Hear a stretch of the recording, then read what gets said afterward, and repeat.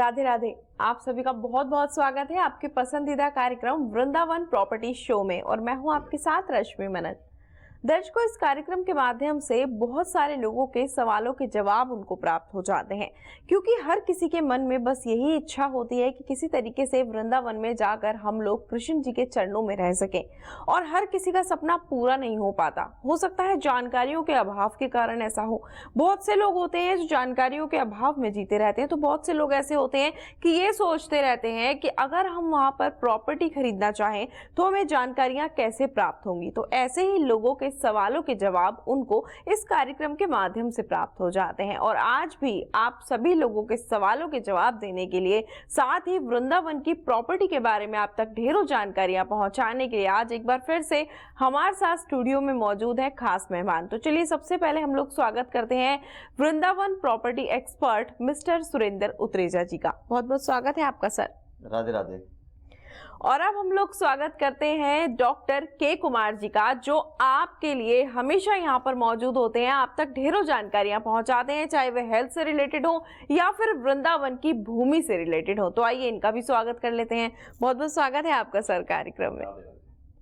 तो दर्शकों, आपको बताना चाहूंगी, यदि आपको भी ऐसा लगता है कि आप वृंदावन में प्रॉपर्टी खरीदना चाहते हैं लेकिन जानकारी कहीं से प्राप्त नहीं हो पा रही है, तो अब आप बिल्कुल निश्चिंत हो जाएं, क्योंकि इस कार्यक्रम के माध्यम से आपको सारी जानकारियां प्राप्त होंगी। नंबर लगातार आपकी टीवी स्क्रीन पर दिखाए जा रहे हैं, आप भी कॉल कर सकते हैं, सर से बात कर सकते हैं और सारी जानकारियां प्राप्त कर सकते हैं। आप हमें व्हाट्सएप कर सकते हैं, आपके कोई भी सवाल है आप व्हाट्सएप करें कार्यक्रम के माध्यम से, या फिर व्हाट्सएप के माध्यम से आपके सवालों के जवाब आपको जरूर प्राप्त हो जाएंगे। प्रॉपर्टी खरीदने के लिए जितने भी सवाल आपके मन में है, नए प्रोजेक्ट्स के बारे में जानना चाहते हैं, वृंदावन में कौन कौन से प्रोजेक्ट आ रहे हैं, कहां प्रॉपर्टी खरीदना ठीक है, कौन से डॉक्यूमेंट्स की आवश्यकता हो सकती है, कहां जाएं, किधर किस तरीके से प्रॉपर्टी खरीदें, कहां जाके आपको क्या बेनिफिट होगा, ये सारी जानकारी आप प्राप्त कर सकते हैं। सारी डिटेल्स आपकी टीवी स्क्रीन पर दिखाई जा रही है। इसी के साथ साथ ही सोशल मीडिया के माध्यम से भी आप लोग हमसे जुड़ सकते हैं।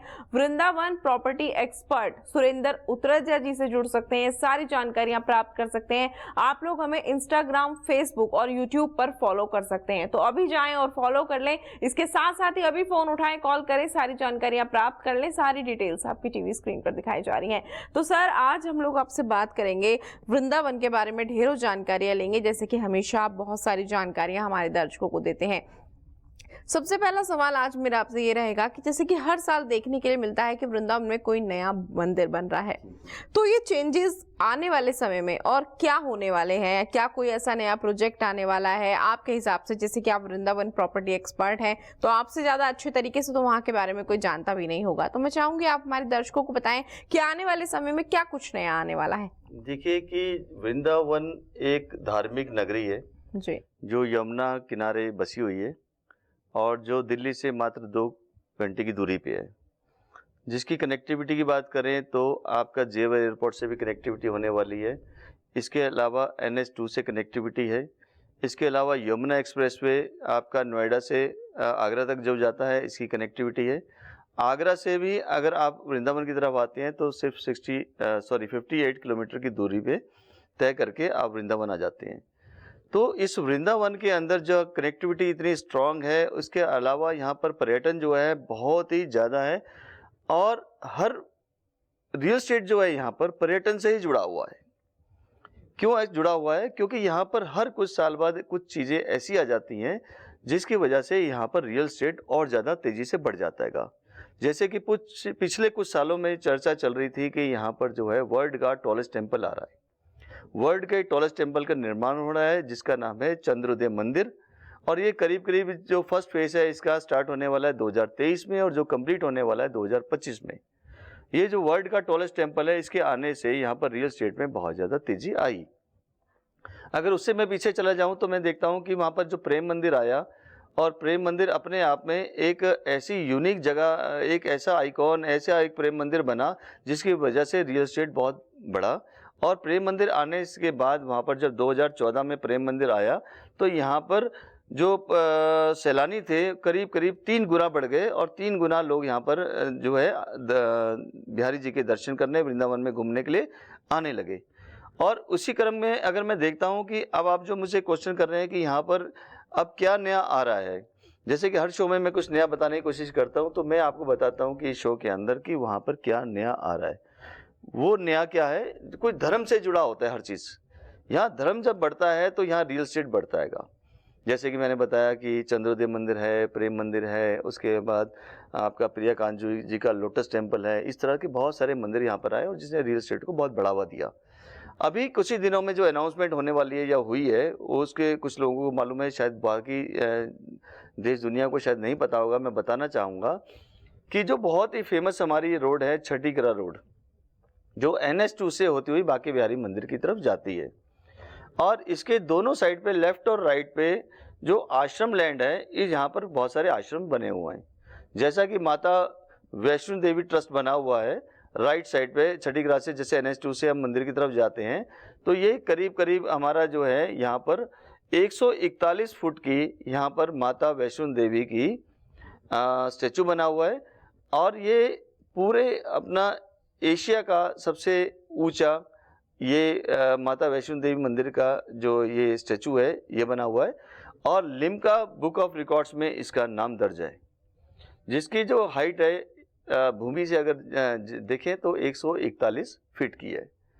ठीक इसके सामने JK ट्रस्ट वाले, जो कि वैष्णो देवी ट्रस्ट वाले ही हैं, इन्होंने अभी 7.5 एकड़ ज़मीन यहाँ पर जो है ली है, और यहाँ पर 4 धाम करके एक ऐसा यूनिक शिवजी जी की मूर्ति बनने जा रही है, जो कि 165 फुट ऊंची होगी ज़मीन से। और मैं आपको बताना चाहूँगा कि बहुत ही खास बात ये है कि ये हमारे इंडिया का, भारत का सबसे ऊंची शिव मूर्ति होगी। और ठीक इसके साथ साथ में जो राधा कृष्ण जी हैं, उनका भी स्टैचू का निर्माण होगा, और साथ साथ में इसके अलावा जो न्याय के देवता शनिदेव जी हैं, उनकी भी यहाँ पर स्टैचू लगाया जा रहा है। और बहुत ही खास बात यह है कि जब इसमें हम एंटर करते हैं या करेंगे, तो ये आपको गणेश जी वहाँ पर आपको जो भी एंट्रेंस से गेट है, गणेश जी की स्टैचू लगाई जा रही है। और उसके अलावा कार्तिक जो है, उनका भी एक बहुत अच्छा स्टैचू लगाया जा रहा है। और सबसे अच्छी बात यह है कि इसका जो डेडलाइन तय किया गया है इसको कंप्लीट करने का, वो 24 महीने का तय किया गया है। 2 साल के अंदर ये बन करके तैयार होगा, जिसकी शुभारंभ जो है हो चुका है। और इसको अगर मैं रियल एस्टेट से जोड़ता हूँ, और उससे पहले मैं आपको बताना चाहूँगा कि इस महादेव का जो स्टैचू बन रहा है, इसकी शिवजी मूर्ति जो बन रही है, इसमें सबसे बहुत ही ज़्यादा खास बात क्या है। देखिए, ये ठीक माता वैष्णो देवी मंदिर के सामने बनने जा रहा है। अब जब ये बन करके तैयार हो जाएगा, तो जो शिव मूर्ति है, जिसमें उनकी आंखें हैं, जो शिव मूर्ति है उनकी आंखें हैं, वो ठीक सामने माता वैष्णो देवी मंदिर की जो आइज़ हैं उनकी तरफ हैं, और माता वैष्णो देवी की जो आइज़ हैं, आंखें हैं, वो शिव मूर्ति की तरफ है। मतलब बीच में एक रोड है, और उसके राइट साइड पे ही माता वैष्णो देवी टेम्पल है, जहाँ माता वैष्णो देवी जी का स्टैचू है, जो मूर्ति है, और ठीक उसके सामने शिव मंदिर है, शिव धाम है। और शिव धाम में जो उनका शिवजी जी का स्टैचू है, उनकी जो आइज़ हैं, दोनों एक दूसरे को देख रहे हैं। ये एक ऐसा दृश्य, मनमोहक दृश्य होगा, जिसको देखने के लिए पूरी दुनिया का ध्यान यहाँ पर आकर्षित होगा, जिसकी वजह से यहाँ रियल एस्टेट एक बार फिर दोबारा से बहुत तेज़ी से ग्रूम करेगा। और आज समय है जिस समय हम प्रॉपर्टी खरीद सकते हैं। एक समय आएगा जब प्रॉपर्टी की कीमतें इतनी बढ़ चुकी होंगी कि एक आम आदमी के लेने के बस में नहीं होगा। तो कोई भी अगर मन बना रहे हैं प्रॉपर्टी खरीदने का, तो वो कभी भी आकर के इस प्रॉपर्टी को, यहाँ आसपास की प्रॉपर्टियों को देख करके अपनी पसंद से लेना चाहें तो ले सकते हैं। जी हाँ, बिल्कुल, आपने बहुत अच्छे तरीके से बताया कि किस तरीके से यहाँ पर क्या ऑप्शंस आने वाले हैं और किस तरीके से क्या कुछ नया आने वाला है और लोग क्यों इसको खरीदें। सर, आपसे हम जानना चाहेंगे, जैसे सर ने बहुत अच्छी जानकारी हमारे दर्शकों को दी है, तो आपके हिसाब से वहाँ पर और कुछ क्या कोई चेंजेस होने चाहिए आने वाले समय में लोगों के लिए, या फिर आपके हिसाब से क्या कुछ आने की संभावनाएं हैं? अगर आप इसके बारे में कुछ जानकारी देना चाहें हमारे दर्शकों को। देखिए, वृंदावन में पहली बार कहूँ तो 3 साल पहले गया था, वो भी सुरेंद्र जी की वजह से ही। यही वजह बने थे कि मैं बिहारी जी के दर्शन पहली बार लाइफ में मैंने किए। और 3 साल में भी अगर मैं देखूं तो काफ़ी कुछ वहाँ पर बदल चुका है। कनेक्टिविटीज़ काफ़ी स्ट्रॉन्ग हुई हैं और इंफ्रा भी कुछ इम्प्रूव हुआ है। लेकिन मैं पर्सनली अभी भी अपार संभावनाएं वृंदावन में देखता हूँ। वहाँ पर अभी बहुत सी चीज़ों पे काम किया जा रहा है और बहुत सी चीज़ों पे काम किया जाना बाकी है। एग्ज़ाम्पल के तौर पर अगर मेरी जैसे बात होती रहती है सुरेंद्र जी से कि क्या किस तरह से वृंदावन, क्योंकि वृंदावन में जितना इंटरेस्ट ये रखते हैं उतना इंटरेस्ट मैंने शायद किसी का नहीं देखा। जिस एंगल से ये देखते हैं वृंदावन को, उस पर रिसर्च करते हैं, वैसा इंटरेस्ट मैंने अभी किसी का नहीं देखा। तो इनसे बात होती रहती है कि क्या होना चाहिए। तो मैंने ऐसे एक्सपीरियंस शेयर किया कि हर कंट्री में कहीं ना कहीं एक सिटी के थीम होते हैं। खासकर अगर हम वृंदावन की बात करें, धर्म की नगरी है। धर्म मतलब हमारे अगर हिंदू धर्म में हम बात करें तो जो आखिरी समय होता है वानप्रस्थ का जो होता है, उसको हम कहते हैं कि वो हमें भगवान के सानिध्य में उस धर्म कर्म में बिताना चाहिए। तो उस लिहाज से एक सीनियर लिविंग का एक कॉन्सेप्ट इंटरनेशनली मैंने देखा है कई कंट्रीज़ में, ऑस्ट्रेलिया में, यूएस में और भी कई कंट्रीज़ में, जहाँ पर रिटायरिंग सिटीज़ वो कहते हैं, खैर ले उन सिटीज़ को रिटायरिंग सिटीज़ का मतलब है जहाँ पर लोग रिटायर होके अपने आप को थोड़ा सा जो ज़्यादा व्यस्त रहने वाले शहरों से, जो सेंट्रल सिटीज़ होती हैं, उनसे बाहर अपना जीवन बिताने चले जाते हैं, जहाँ थोड़ी शांति होती है, चहल पहल उतनी नहीं होती है, शोर शराबा उतना नहीं होता है, पोल्यूशन उतना नहीं होता है। और उनकी सरकारों ने भी उनका इंफ्रास्ट्रक्चर ऐसे बनाया कि वो सीनियर्स को जो है सपोर्ट करता है। तो ऐसे ही मैं कई बार सुरेंद्र जी को कहा कि क्यों ना वृंदावन को हमारी सरकार सीनियर्स लिविंग एक तरह से एक सिटी के तौर पर डेवलप करे, उसका इंफ्रास्ट्रक्चर वैसा ही बनाया जाए, वहाँ सिक्योरिटी सिस्टम वैसे ही मजबूत किए जाएं और वहाँ की रियल एस्टेट को भी उससे जोड़ा जाए। ये कई एंगल से वृंदावन को बेनिफिट कर सकता है, वहाँ की रियल एस्टेट को बेनिफिट कर सकता है और लोगों को एक क्लियर रीजन के क्लियर पर्पज़ मिल जाएगा। आज फॉर एग्जांपल मेरे पेरेंट्स हैं, मैं कहीं बाहर रहता हूँ या किसी दूसरे शहर में नौकरी करता हूँ, वो पीछे अकेले हैं, तो डेफिनेटली हर आदमी चाहता है कि उनके पेरेंट्स एक सिक्योर एनवायरनमेंट में रहें। और वृंदावन तो सिर्फ सिक्योर एनवायरनमेंट की ही बात नहीं, वहाँ तो एक सीधे हमें मानने लगते हैं कि भगवान के बिल्कुल साथ रह रहे हैं। तो एक इस एंगल पे मैं समझता हूँ कि एक बहुत संभावनाएं वृंदावन को लेकर के हैं।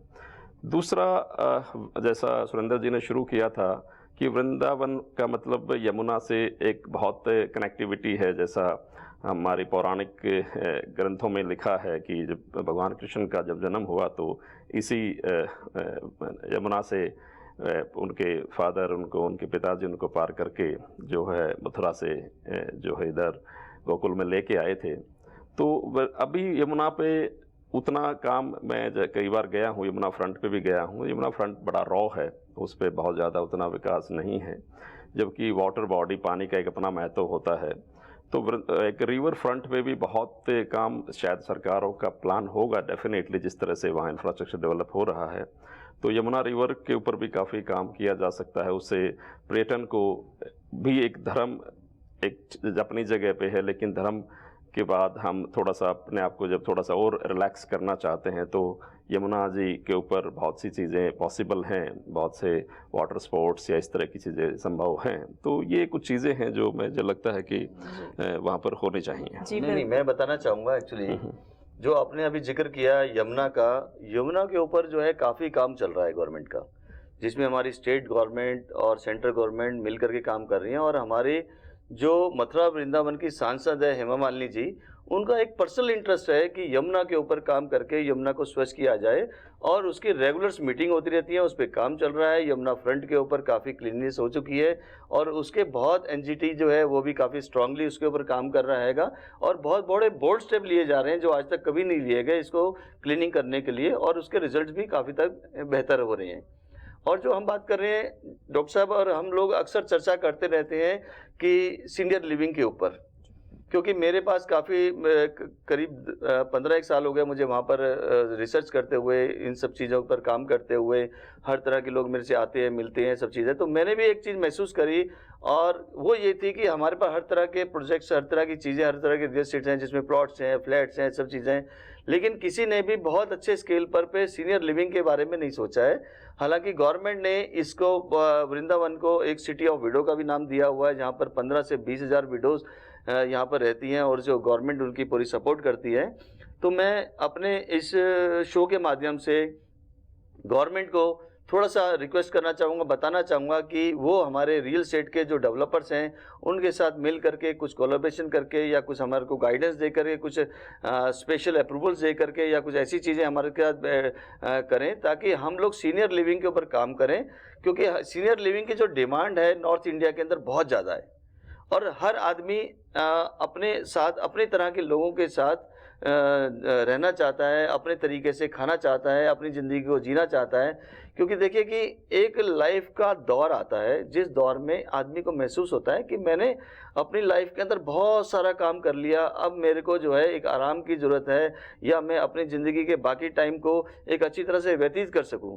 उसका पर्पस कोई इनकम करना या किसी को बेनिफिट मतलब परिवार में सपोर्ट करना, वो सपोर्ट करके परिवार को एक लेवल पे लेके आ गया है। अब उसको खुद को वो चाहता है कि अपनी ज़िंदगी अपने तरीके से जिए। तो वो हमेशा ये चाहता है कि मैं अपने तरह से अपने ही तरह के लोगों के बीच में रहूं। मेरी डॉक्टर साहब से बहुत ज़्यादा डिटेल डिस्कशन पिछले 3 सालों से चल रही है और उसके अपने बहुत सारा वर्किंग भी करी है और डॉक्टर साहब ने पूरा सहयोग दिया है कि जिसमें सीनियर लिविंग को कैसे बनाया जा सकता है का इन्होंने मुझे बहुत अच्छा बताया एज ए डॉक्टर होने के नाते कि किस तरह से हेल्थ को रियल एस्टेट से जोड़ करके सीनियर लिविंग को हम वृंदावन में ला सकते हैं।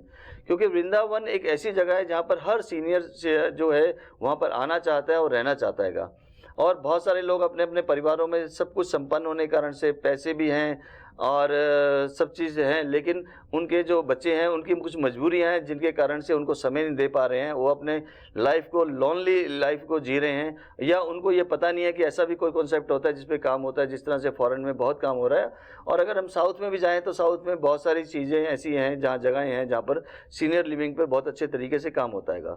तो मैं डॉक्टर साहब से थोड़ा सा पूछना चाहूँगा कि आप सीनियर लिविंग के बारे में थोड़ा सा और हमारे दर्शकों को गाइड करें, जो आपने मुझे गाइड किया है कि किस तरह से उनकी रहने की सुविधाएं वहाँ पर होती हैं, किस तरह से उनको खाने के लिए अच्छा देखरेख की जाती है और किस तरह से अगर मान लीजिए कोई हैंडीकैप्ड है या मान लीजिए कोई डिसेबल है या मान लीजिए उनकी कुछ प्रॉब्लम्स हैं जिसके कारण से वो अपना क्या वो अलग होकर के भी वहाँ पर सीनियर लिविंग में आकर के क्या उससे अच्छी लाइफ जिएगा या फिर जिस लाइफ को वो जी रहा है वही लाइफ उसके लिए बेटर है।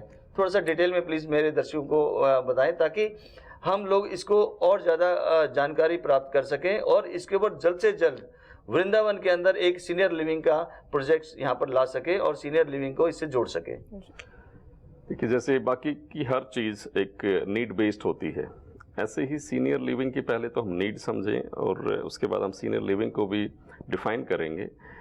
जब से ग्लोबलाइजेशन शुरू हुआ है और हमारे देश में भी डेफिनेटली काफ़ी बेहतर प्रॉस्पेरिटी पिछले 20-25 साल में हम देखें तो आई है।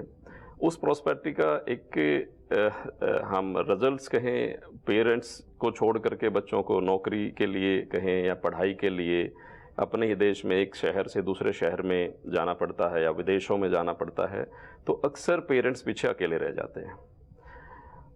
उसमें बच्चों को पेरेंट्स की सिक्योरिटी और हेल्थ दोनों की बड़ी चिंता लगी रहती है।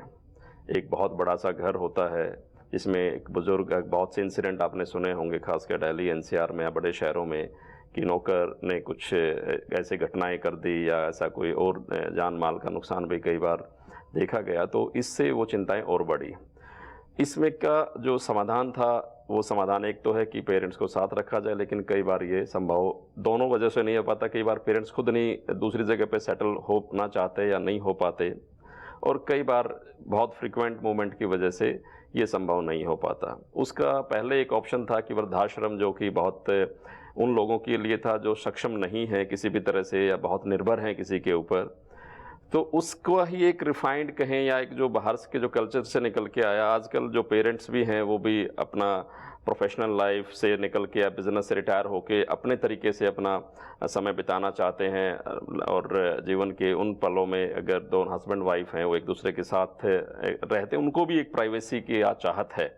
जब लगता है कि बच्चे बड़े हो गए हैं, सब कुछ सेटल हो गया है, तो फिर ये कॉन्सेप्ट निकल के आया कि एक ऐसी जगह है जहाँ पर जो आप उनकी पूरी केयर हो, मेडिकल केयर हो और उनके वो जो शौक़ हैं लास्ट के वो भी वहाँ पर खाना है, पीना है और दूसरी चीज़ें हर स्पोर्ट्स सर्विसेज, लॉन्ड्री है कि आप एक घर में अगर रहते हैं तो आपको काम मालिक की अलग तरह से चिंता है, सिक्योरिटी की अलग तरह से चिंता है, कभी रात को इमरजेंसी, हेल्थ इमरजेंसी हो जाए तो कौन हैंडल करेगा, ये बहुत सी चिंताएं जो है पेरेंट्स को खुद भी रहती हैं, उनके बच्चों को भी रहती हैं। तो फिर ऐसे बहुत से प्रोजेक्ट्स डेवलप हुए पिछले कुछ टाइम से दिल्ली एनसीआर में, जैसे सुरेंद्र जी ने बताया साउथ में, खासकर मेट्रोज़ के आसपास, जो मेट्रो सिटीज़, क्योंकि ये समस्या मेट्रोज़ में ज़्यादा है, तो मेट्रोज़ के आसपास ऐसे कॉम्प्लेक्सेस बने जो फुल्ली सर्विस्ड, एक तरह से हम उनको कॉम्प्लेक्स कहें, जहाँ पर 24/7 डॉक्टर्स, फिजियोथेरेपिस्ट, डाइटिशियंस और sports services, complete laundry and एक कंप्लीट सेटअप फूड का कि आप जो मन कहे वो खाएं, जो मर्जी आपकी है वो खाएं। एक तरह से जैसे आप 7-5 स्टार होटल में जैसे आप रुकते हैं, वहाँ पर हर तरह आपकी एक कॉल अवे होती है, आपको लॉन्ड्री करवानी है या आपको खाना खाना है या आपको कोई नई डिश करनी है। वहाँ होटल में और सीनियर लिविंग में सिर्फ एक डिफरेंस ये होता है कि वहाँ पर फुल्ली मेडिकल केयर भी आपको 24/7 मिलती है। उसके में बहुत से तरह के ऑप्शंस अवेलेबल हैं, जिसमें सारी सर्विसेज इंक्लूडिंग करके कोई एक पर्टिकुलरली पैकेजेस दे देते हैं कुछ लोग, कुछ प्रोजेक्ट्स में कहीं पर डिफरेंट चॉइसेस होती हैं। तो इस तरह से करके एक बहुत अलग अलग प्रोजेक्ट्स जो है जगहों पे डेवलप हुए। लेकिन जैसा सुरेंद्र जी ने कहा कि इनसे बात होती रहती है कि क्यों ना इसमें एक जो आध्यात्मिक एंगल है, अगर यही सारी चीज़ें अगर वृंदावन में डेवलप हो जाएं, बाकी चीज़ें तो सारी कहीं भी हो सकती हैं, लेकिन जो अध्यात्म का जो एक एंगल है वो उसमें और ऐड हो जाए तो वो एक कंप्लीट पैकेज मैं समझता हूँ कि सीनियर्स के लिए।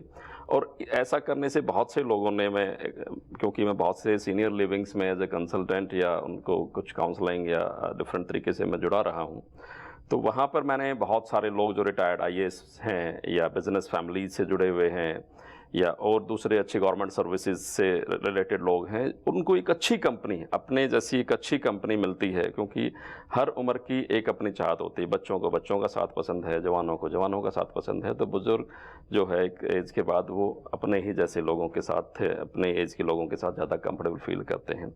और सीनियर लिविंग्स में एक मेंटल मैच भी, एक इकोनॉमिकल, एक सोशल मैच के लोग भी एक तरह से एक ही जगह पे रहते हैं, उनका एक अपना एक फैमिली एनवायरनमेंट बनता है। और वहाँ पर जब बच्चे कभी बाई चांस उनको विजिट करना चाहें, फॉर एग्जांपल किसी के बच्चे बाहर रह रहे हैं विदेश में या किसी दूसरे शहर में, जब वो वहाँ से आते हैं तो उनको उनके साथ रहने का भी ऑप्शंस होता है कि आप 5 दिन, 7 दिन, 15 दिन जैसे आप रहते हैं।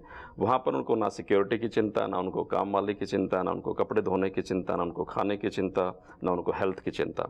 तो इस तरह के एक कॉम्प्लेक्सेस जो डेवलप हुए हैं, अब अगर वृंदावन में इस तरह कॉम्प्लेक्सेस डेवलप हो जाएं तो जो एक धर्म का, अध्यात्म का एक एंगल है, उसके साथ एक से कंप्लीट फ्यूजन अगर वो बन के सकता है। और अगर पूरे शहर को ही उस कॉन्सेप्ट में, जैसा अभी सुरेंद्र जी ने रिक्वेस्ट किया कि अगर पूरे शहर को ही उस तरह के कॉन्सेप्ट में डेवलप कर दिया जाए, तो मेरे हिसाब से वृंदावन एक फ्लैगशिप सिटी, एक थीम सिटी के तौर पर डेवलप हो सकता है। जी बिल्कुल, आपने एकदम सही कहा। हम ऐसा कह सकते हैं कि उनको बाहरी शांति के साथ साथ मानसिक शांति भी मिल जाएगी और साथ साथ मन की शांति भी मिल जाएगी, जो कि इस एज में आके हर कोई चाहता है कि उनको मन की शांति मिले, ज्यादातर समय जो है भगवान के चरणों में व्यतीत करें, शांत माहौल में व्यतीत करें या फिर भगवान का गुणगान करके करें। तो सारी फैसिलिटीज के साथ साथ उनको मन की शांति भी मिल सकती है। ये आपने बहुत अच्छी बात कही और जैसा भी आपने जो भी बताया हमारे दर्शकों को, उनको भी बहुत ज्यादा पसंद आया होगा, क्योंकि आज के समय में ऐसे बहुत सारे लोग हैं जो ऐसी जगह की तलाश में हैं कि जहां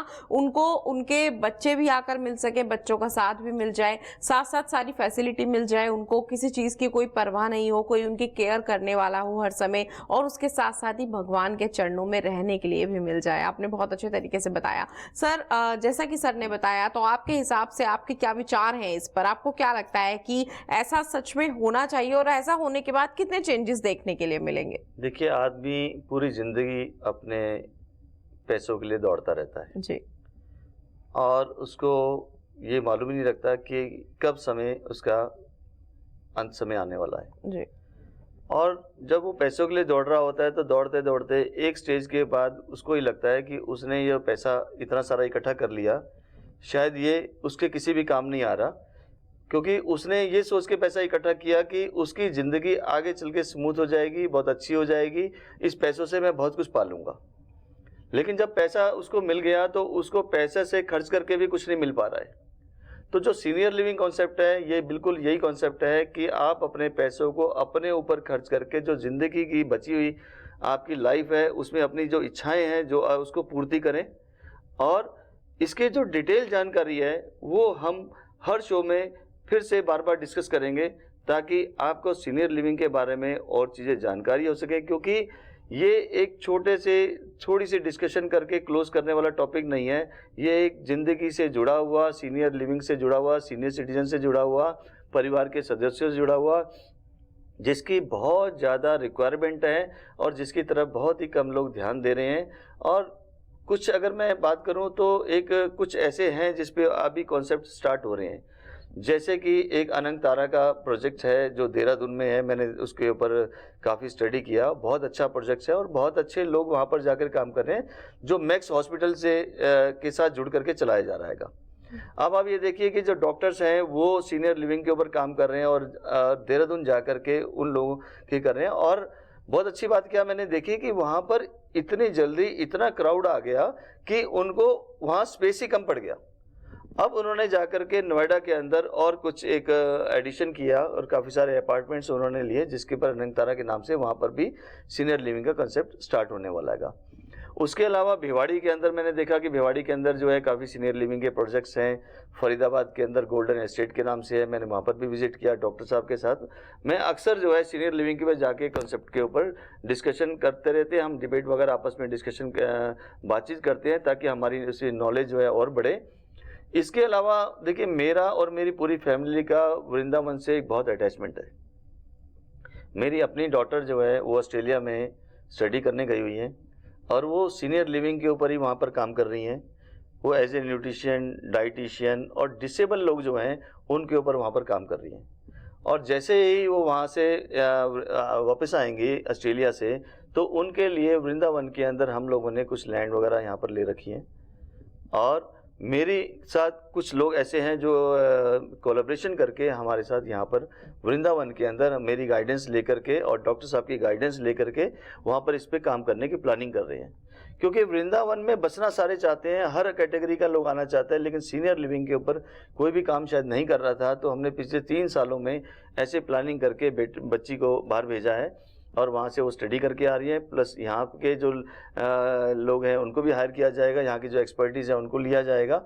और जो ऑलरेडी इस लाइन के अंदर कई सालों से काम कर रहे हैं उनको भी हम साथ जोड़ा जाएगा। और डॉक्टर साहब का बहुत ज़्यादा इंटरेस्ट है। और डॉक्टर साहब का जो रश्मि जी नाम लिया के कुमार, तो मैं आपको और भी बताना चाहूँगा K4 कृष्ण है एक्चुअली जी। तो इनका पूरा नाम कृष्ण कुमार है। ये ऑलरेडी वृंदावन से पहले से जुड़े हुए हैं, ये खुद ही कृष्ण है। ये खुद कृष्ण बन करके सीनियर लिविंग के ऊपर काम करके जो सीनियर लोग हैं उनको फ़ायदा पहुंचाने की पूरी कोशिश कर रहे हैं, जिसमें मैं पूरा सहयोग देने की कोशिश करूंगा।